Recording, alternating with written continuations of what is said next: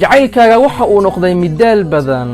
haddana waan dabciyey qabashadaydii waa inaan hore u socdaa qayb iga mid ayaa weligeed ku jeclaan doontaa waan ogolaan doonaa waxaana kaa jeclaan doonaa meel fog waxaan ku faraxsanahay inaan ku gartay ku jeclaaday oo qayb ka ahaa noloshaada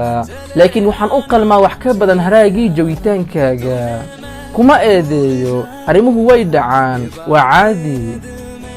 waxaan kugu xasuusan doonaa xasuus qallafsan waxaan u mahadnaqiyaa labada dhadhan ee qaraar iyo macaan wax badan bay iga bareen jacaylka iyo in wax la jeclaado waad garaaci kartaa albaabkayga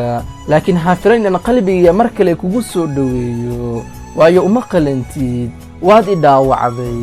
tagitaankaaguna xanuun iyo murugo ayuu ii horseeday laakiin hadda waan bad qabaa